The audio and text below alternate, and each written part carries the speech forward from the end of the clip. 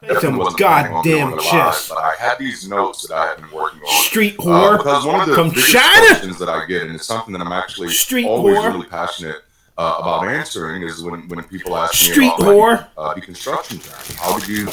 How did you process this, and how did you rebuild yourself, especially coming from the pulpit and now being literally on the other side of that spectrum. I see y'all in the chat. Welcome in, and the chat's on the screen, so I'll try to engage as much as I can. I'm going to do a little bit of talking at the beginning, and then I'll kind of pull back and lean in on the screen, and y'all see how bad my vision is, so I can read these chats. But I get that question a lot, and it's actually one of the things that I'm most passionate about talking about. It's probably one of the things that I'm most passionate about. I could probably have this conversation 25 to 50 million different ways, just because it's a hot button for me.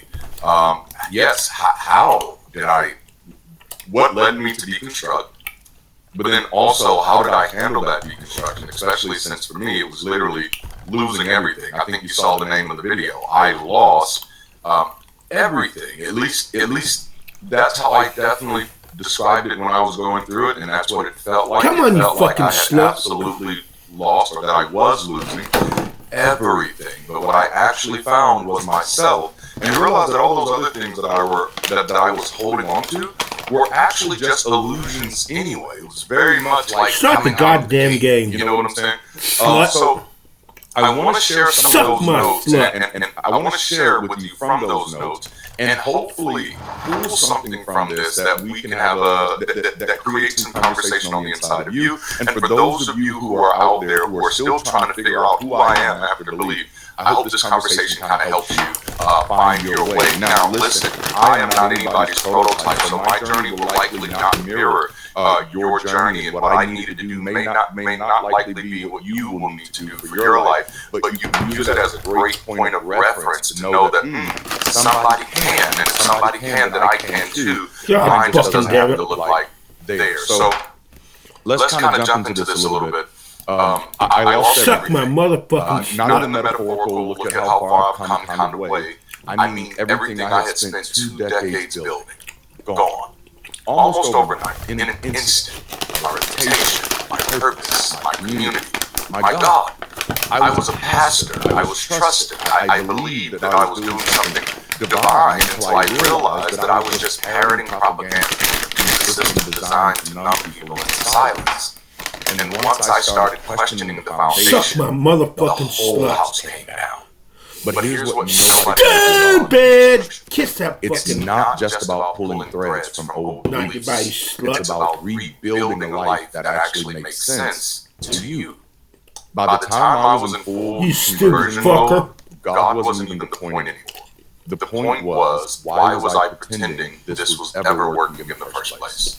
Today, I'm not necessarily here to debate theology.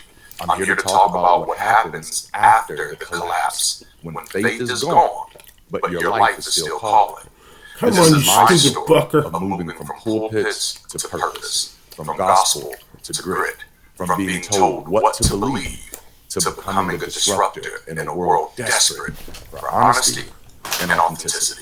So if you ever ask you stupid who I fucker, am, I'll put your goddamn black ass for Stalin.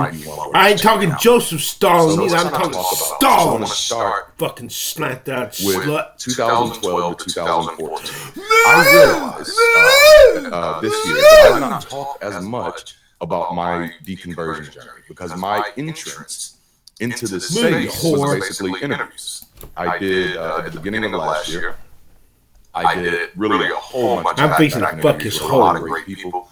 Stacey and D. You goddamn son of a goddamn bitch, goddammit.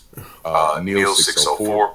And spent a lot of time talking about my story, how I deconverted, how I walked through it. I think recently, I think the last time I was on Mid-Vision, shared my story. Bitch, suck my dick, So I bitch. spent a lot of time in the past talking about it, but I realized this year I hadn't really Suck my dick. given much thought to it, and we've grown so much, so we do have a lot of new subscribers who may not have seen those interviews. So I'm going to share a very Suck my high-level fucking dick, of bitch. what that looked like for me. And I may come back and do something God on my own damn it, channel I where I actually fucked up. tell the whole story. But as of now, you can check it out. Literally just type my name in YouTube. God fucking damn it. And you'll find my story. Suck my dick, bitch. I want to start with 2012, 2014. Because 2014 is when I officially deconverted. It's where I walked away from the pulpit, walked away from my church. At that moment, actually, I don't think I've shared this with anybody else. It's in my book, I believe, Black Non-Believing Next Door. Yep, it is. My wife, at that time, I left her in charge of the church. Suck my goddamn motherfucking dick, you goddamn son of a goddamn bitch, goddamn mode, or at least intentional deconstruction mode. You suck my dick, bitch. Let me take my goddamn medication. And for me, what that revolved around is something that I call the problem of propaganda and pseudo-intelligence. The church wasn't being helpful because it was separated by doctrine and theology from actually being helpful. And that's what I was wrestling with, because at the time I was completing my degree in social science, which was my first secular degree. And so I was being exposed to a lot of concepts that were giving me tools, language, and permission to interrogate and investigate really my own skepticism in a lot of ways. I began to realize that religions teach people to prioritize propaganda over probability. And so even when we were doing things that seemed helpful, that I indeed absolutely felt were helpful, the reason I felt these things were helpful is because the propaganda said they're helpful. But I have shared this story before on my channel a few times in our Sunday sessions.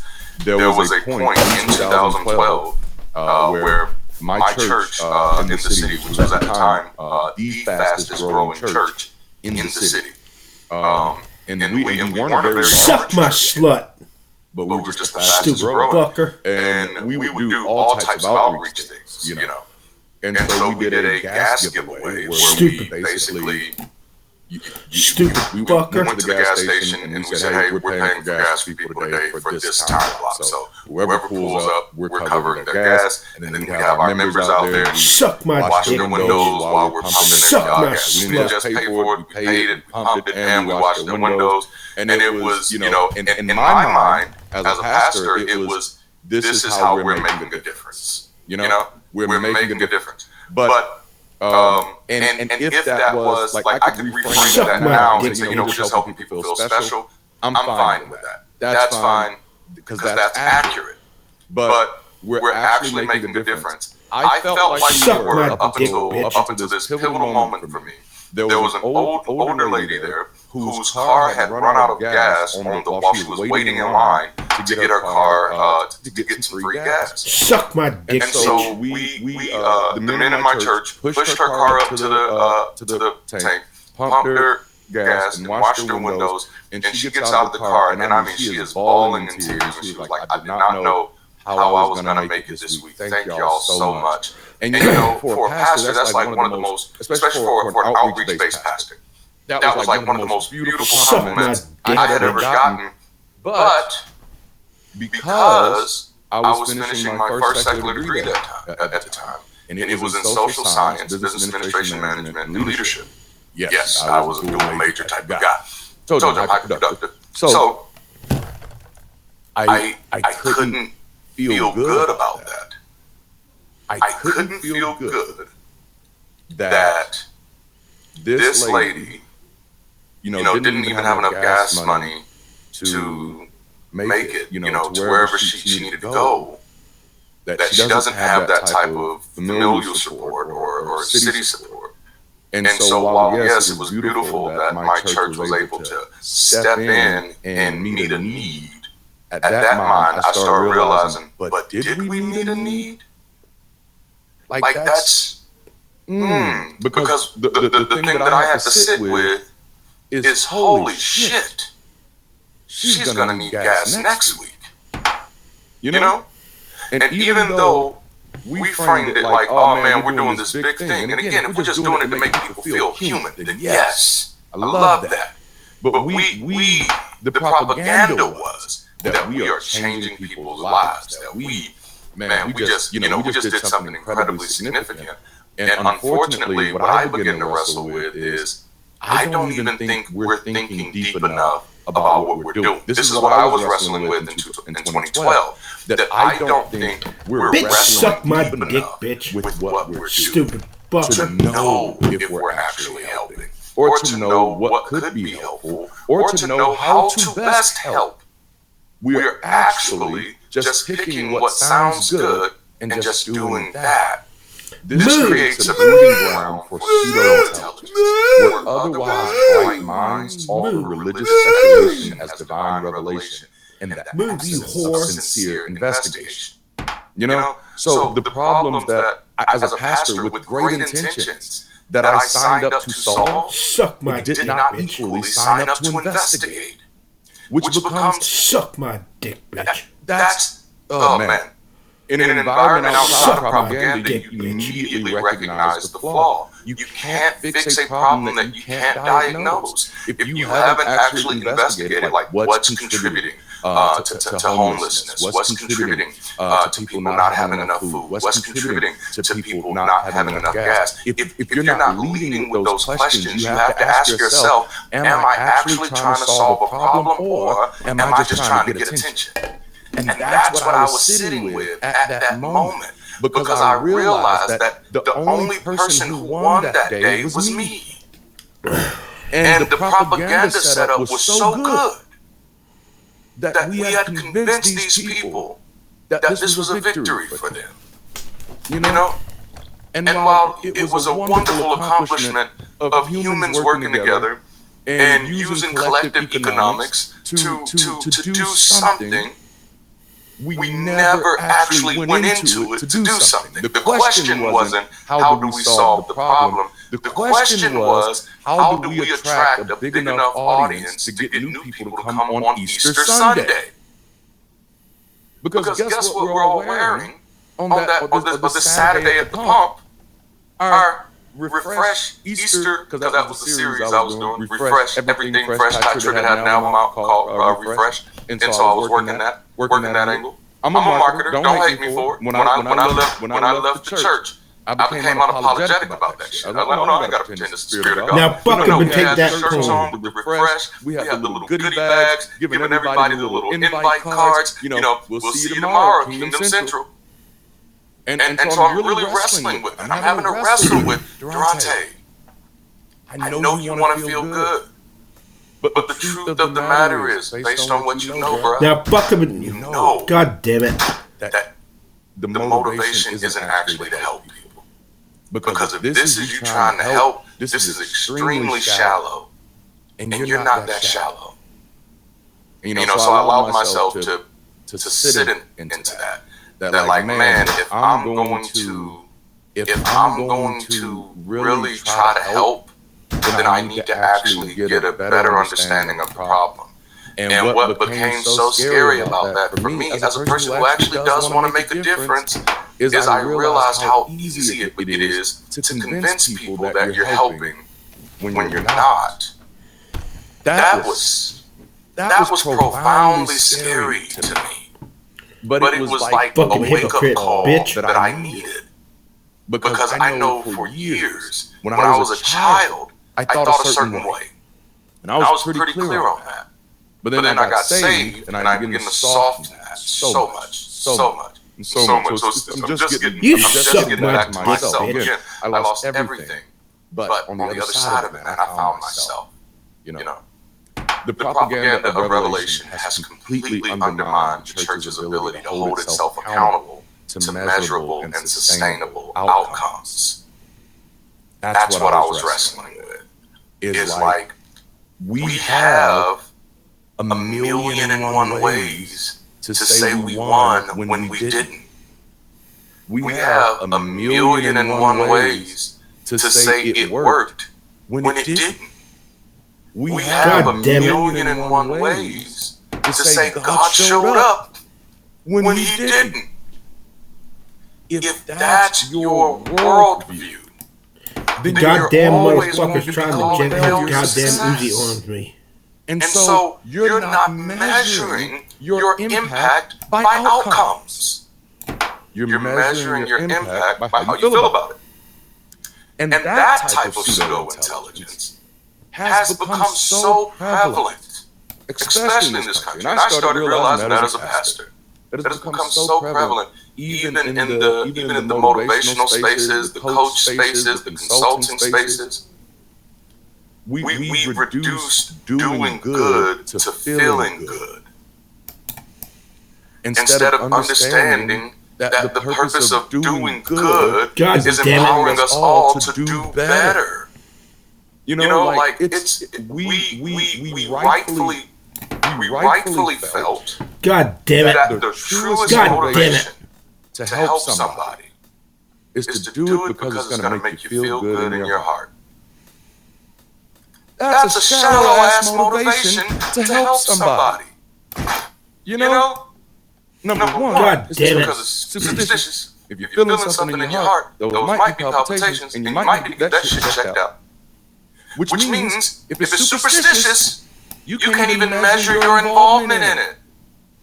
It's gonna make your heart feel better. What? Are we talking about cholesterol? No. Help.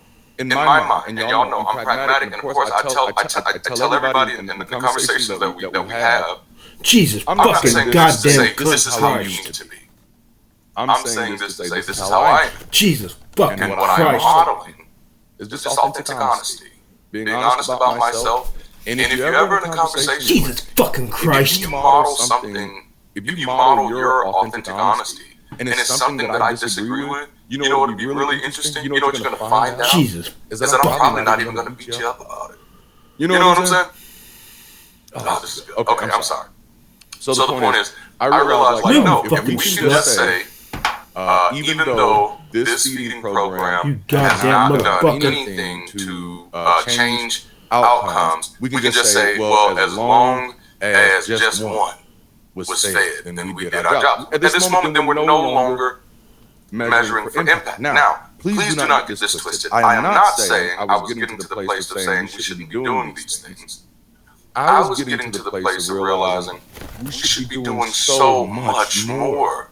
And we actually could be, but we're not even asking the right questions to know how to solve the problem. Because we've locked ourselves into an echo chamber of propaganda and pseudo-intelligence. So even if somebody calls out the problem, we know we've deprived ourselves of the tools to solve it. You know? We were claiming victories that didn't exist and literally teaching histories that never happened. And that wrestle had started a little earlier than 2012, as a matter of fact. It started when I think it was when Obama was running the second time. Oh, I gotta get these years right. Yeah, I think it was the second time. This is boring.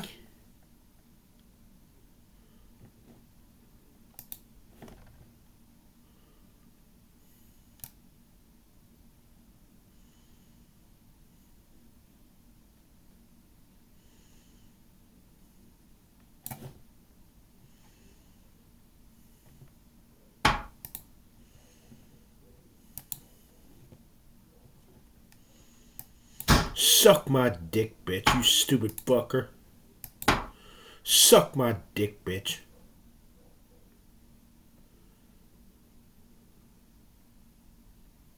Suck my dick, bitch.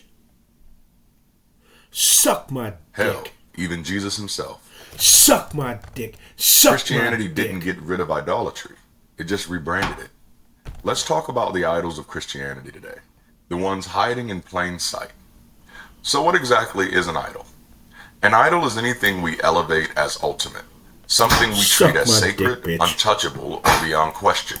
Even when it was ever only meant to be a symbol, a tool, or a guide. It could be a person, a belief, a ritual, a nation, a feeling, or even a book. Suck it my becomes fucking an idol dick, bitch. Not because of what it is, but because of what we let it replace. What is idolatry? Idolatry is the act of replacing truth with tradition, meaning with metaphor, or freedom with familiarity. It's when we worship the symbol instead of what it was meant to symbolize. Suck my dick, bitch. When the image Suck becomes my more dick. important Suck than my the dick. insight. Suck my When dick. loyalty overrides love, and when Suck power my disguises dick, bitch. itself as holiness. In other words, idolatry is the practice of superstition. That's the part we missed. Idolatry was never just about statues. It was never just about gold calves or carved images. It was about confusion. Suck my fucking Confusing dick, the bitch. means for the message, the symbol for the substance, turning reminders into replacements, turning tools into thrones. That's how it happens. A metaphor becomes a mandate. A messenger becomes a master. Stupid motherfucker. A ritual becomes a ruler. And suddenly, what was meant to point you toward truth stands in the way of it. So before we judge the ancients for their idols of stone and silver, let's take a look at the ones we've built. Stupid! Culture, charisma, and conviction. Because not all idols are carved. Stupid! In our own Stupid minds. bitch. Let's start with tier 1.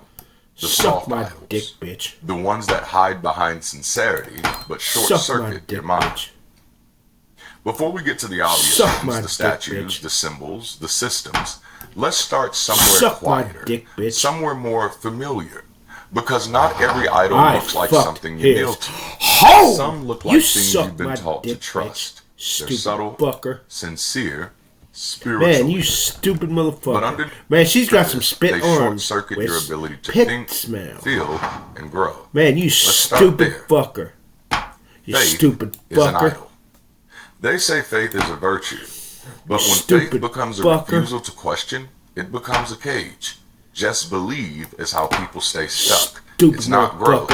It's gaslighting. You stupid motherfucker from China. Ignorance. You stupid fucker. Perfection is also an idol. Stupid Scriptures fucker. like be holy, be perfect, or be sinless. The translation here is being ashamed of Suck being my human. dick, bitch. It's ableism, turning normalcy into cosmic crimes. No wonder so many believers feel broken just for being real. Trying to be perfect is like trying to serve a God that doesn't exist. Literally. Charisma is an idol.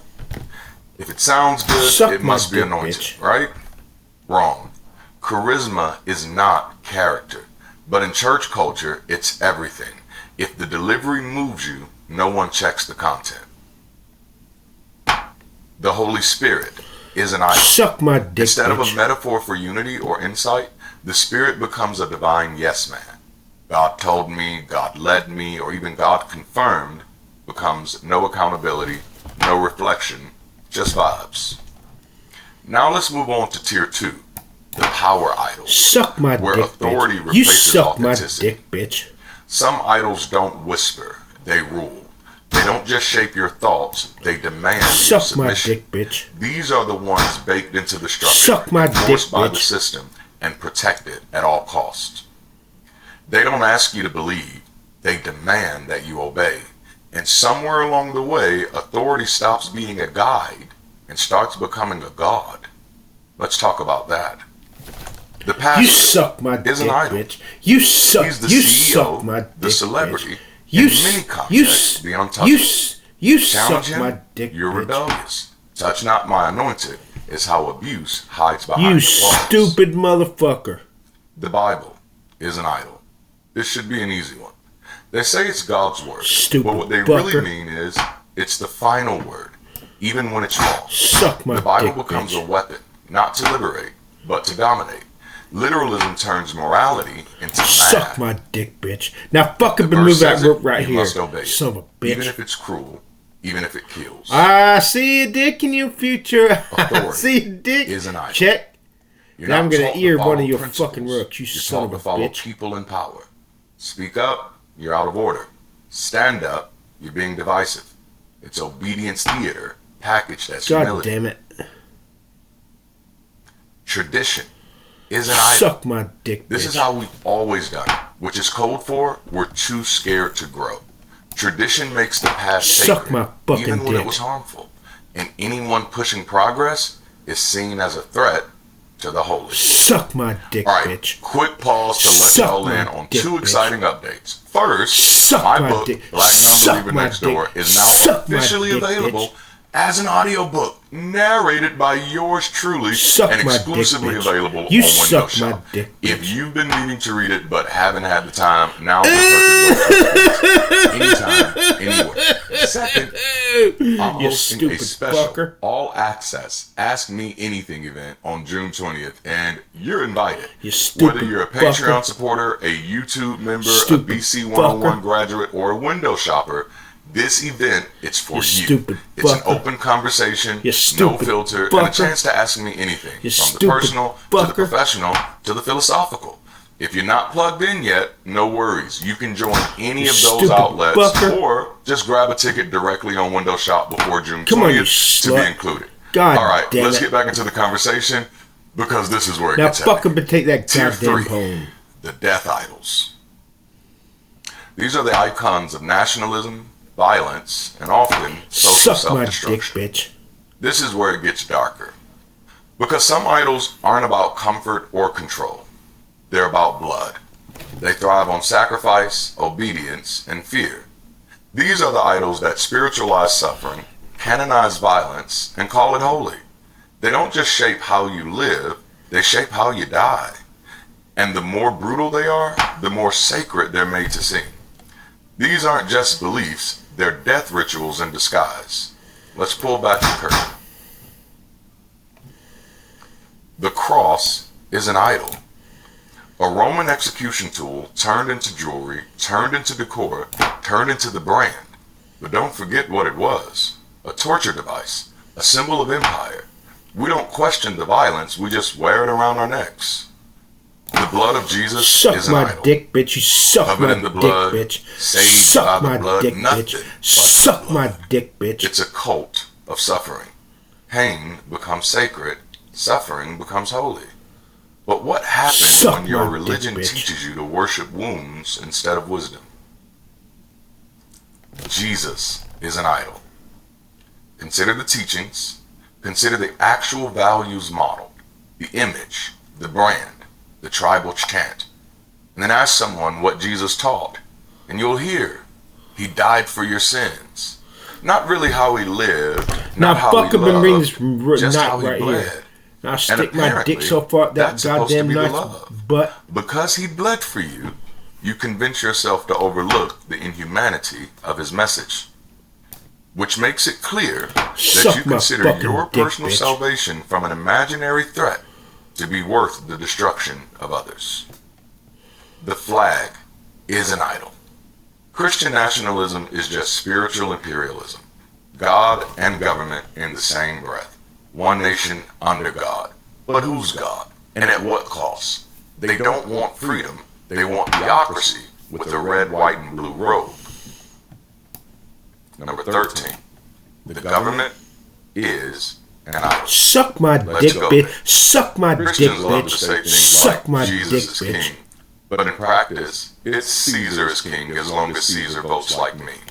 They pledge allegiance to laws that oppress, claim its order. They defend violence from the state, call it justice. And when the system crushes the poor, the different, the outsider, they don't say that's evil. They say that's prophetic. No.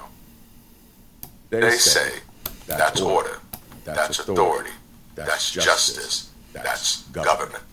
It's time the Jen has Uzi on someone else's status. You son of a bitch. But never question your loyalty to a man, suck my motherfucking dick, bitch. You suck my dick, even an idea. You might not be smashing idols. You might be bowing to new ones. Because idolatry was never about statues. It was about mistaking the means for the message and the symbol for the substance. And if your faith can't survive without those idols, maybe what you have isn't faith, it's addiction. Break that cycle. So here's the question. If you're worshiping a system that demands obedience, glorifies blood, suck my dick, bitch. Suck my dick. Suck my dick. Suck my dick. Suck my dick. Suck my dick, you defend the idol instead of uplifting the suck my dick, bitch. You're not fighting for truth. You're fighting for a throne. And that throne doesn't belong to a god. It belongs to the people who built the idols in the first place. Listen, if this hits something deep, you're not alone. We created a free course called Bridge City 101, How We Change the World, and it's designed to help you break the spell of belief systems that taught you to kneel before their idols. There's no pressure, no preaching, just clarity, community, and conversations with others just like you on a similar journey. Check out the link in the description, because we're done worshiping what was. Let's build what's next. And of course, don't forget to join me on June 20th. Suck my dick, bitch. Ask me anything event, whatever questions you have. Stupid, you stupid we have a lot more motherfucker. coming down the pike, so make sure you're locked in on dldd.us, which is my main website where you can get access to anything. From there, you can access Windows Shop. From there, you can access Bridge City. From there, you can access YouTube, Patreon. From there, you can access Mastermind, which is coming soon, and even Omniverse, which is coming soon. As you can see, we are working quite a bit over here. But that's because I believe if we really want to make this world a better place, it starts with being better to each other. As always, thank you for joining this conversation today, and until next time, keep rising. Suck my dick, bitch.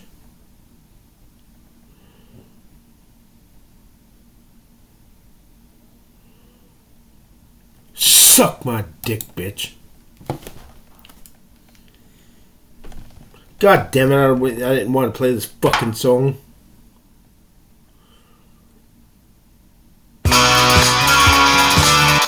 Suck my motherfucking dick, bitch. You suck my dick, bitch.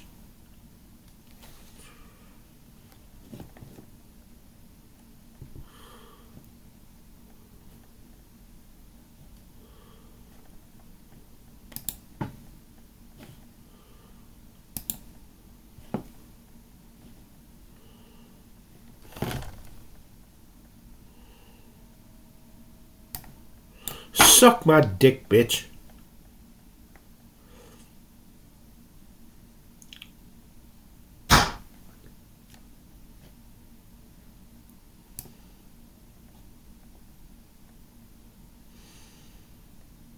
What if I told you that the most dangerous cult in America isn't hiding in the woods, it's hiding in plain sight, and most of us were raised in it?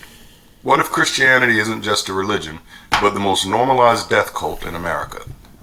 Think of scriptures such as to live is Christ, to die is gain. Suck my dick. Christianity has an obsession with death. Not just with what happens after we die, not just with the image of a man tortured on a cross, but with the belief that death is the answer to pain, to injustice, to identity, to meaning. Stupid! For a lot of us, I'm calling myself in stupid equally because I missed that last time. Let's see what I fucking missed. It showed up in our funerals, our worship, our prayers, and our parenting. We didn't question it because it was everywhere. Because we were taught that suffering was holy and this life wasn't our home. But what if we've been trained to worship suffering, to fear critical thinking, to long for an end instead of building a bridge to better?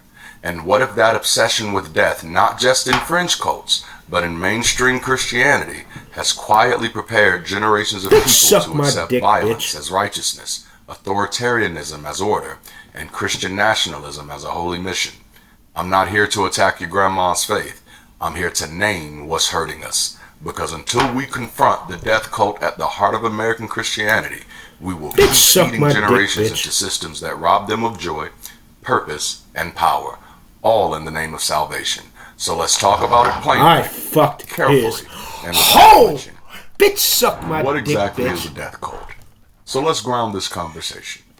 A death cult is usually defined as a group, religious, spiritual, ideological, or even political, that centers its beliefs, rituals, or identity around death, dying, or sacrifice. It's not just that they believe in an afterlife or that they talk about death. It's how they glorify it. They make it sacred. They make it necessary. Sometimes they even make it a requirement. In death cults, suffering becomes salvation. Martyrdom is the goal. And life, this life, it's just something to get through, or escape from, or sacrifice for something greater. The leaders are often charismatic, demanding absolute loyalty, and they control who lives, who dies, and who's considered pure, authentic, or truly loyal. And most death cults believe the world is ending anyway, so why bother fixing anything? Why build? Why heal? Why protect the planet or democracy or each other? Suck my dick, bitch. If destruction is Suck my inevitable and dick, holy. bitch. When you hear it like that, it's easy to think of the obvious. Now fuck up with me that goddamn bitch right Gates, here. The Branch Davidians. But I want to challenge you to consider something deeper. What if mainstream American Christianity has been operating under these exact same patterns, just with better branding? Dick, so let's look at the characteristics of a death cult and ask ourselves honestly, how many of these match the faith we were taught to defend? There are 7 characteristics of a death cult that I want to point out here and how Christianity mirrors them. Now fucking There's the that glorification right of death. In a death cult, death isn't just a fact of life, it's the goal. It's sacred. It's celebrated. It's the ultimate win. Dick, bitch. Sound familiar? Again, to live is Christ, to die is gain. Precious in the sight of the Lord is the death of his saints. Jesus died for you. What are you willing to die for? In Christianity, death isn't just the end of life, it's the gateway to glory. And the message is clear. Earth is corrupt. The body is sinful. The afterlife is everything. Dick, bitch. That glorification seeps into everything, from funerals that feel like praise parties to songs that beg Jesus to take us home. There's also an obsession with the afterlife or ultimate sacrifice. Death cults often obsess over what happens next. The reward, the paradise, the cosmic payoff. And they elevate sacrifice as the highest form of love. In Christianity, it's almost impossible to separate belief from afterlife obsession. Heaven is the goal, hell is the threat, salvation is the contract that preserves the afterlife experience. And dying for the gospel is the badge of honor. This is why martyrs are canonized, while people who choose life, peace, pleasure, presence are often viewed as weak, worldly, or lost. We're taught to look past life and focus on what comes after, while those lost people continue to press humanity forward. There's also the authoritarian or charismatic leadership. Death cults are usually led by someone who claims exclusive authority or access to truth and demands loyalty. In Christianity, we call them pastors, bishops, apostles, or even prophets.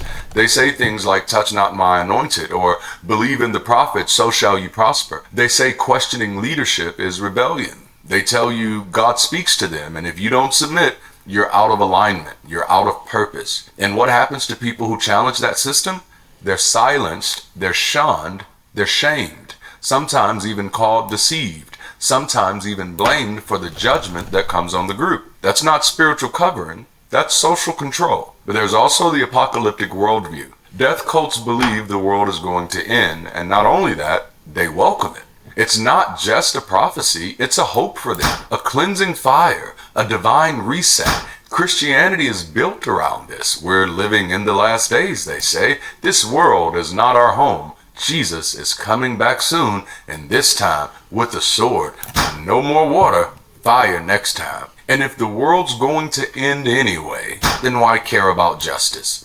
Why fight for climate solutions, public health, or human rights? That's how you end up with people cheering on destruction because they think it's all a part of God's plan. There's also isolation and indoctrination. In death cults, outsiders are enemies. Doubt is dangerous. Questions are threats. Be not unequally yoked. Avoid worldly wisdom. Lean not on your own understanding, says Scripture. Don't question God's ways, which is not in Scripture, but the people of the book seem to say it a lot. Many Christians are taught to fear outsiders, suppress questions, and rely solely on doctrine. This is why so many people jump into my comments to warn others, don't listen to this man. Even family members are seen as dangerous if they don't believe. This isn't just spiritual protection, it's intellectual isolation. There's also the control over life and death decisions. In some cults, leaders decide who lives, who dies, who gets healed, and who gets shamed. In Christianity, that control often looks like teaching people not to seek therapy. Just pray about it. Demonizing medication, it's just a lack of faith. Shaming suicide victims, but then calling death gain. Telling people of the pride community that they're better off dead than affirmed. Let's not forget how many people have literally died because they followed Christian teachings that have told them to have faith instead of seeking real help. Rejection of the physical world is another major characteristic of death cults. Death cults often teach that the body is evil, the earth is temporary, and the material world is just a trap. Christianity has perfected this narrative. The flesh is weak. This life is but a vapor. Deny yourself. Crucify your flesh. Christ. Store up treasures in heaven. Don't love the world or the things in it. And this one kind of gets me. And so I have to take a sidestep and go off script a little bit here. Of course, you cannot take it with you. Do not love the things of this world because you can't store them up in heaven. But what about the children that you brought in this world that you did not leave an inheritance for? That is the problem with that type of thinking. And that is how you produce generational poverty over and over again, by having people who consume everything they have with the understanding that I can't take it with me anyway. Who cares about those kids? Fuck? Who gives a good God fuck?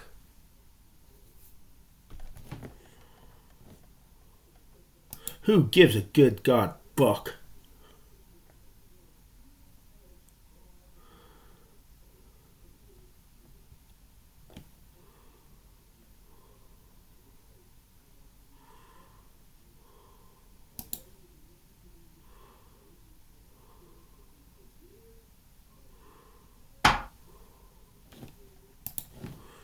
Who gives a good God fuck?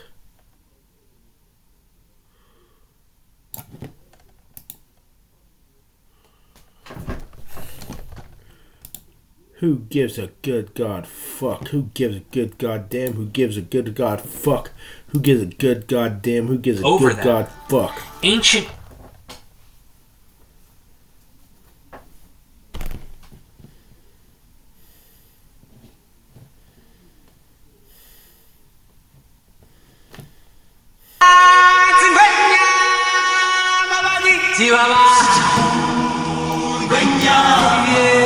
Okay, serious note. Myth Vision has a membership program on YouTube now. Doing a little investigation, really it was my wonderful wife who helped me. She said, you know what, there's a way to do membership programs. Did you not know this?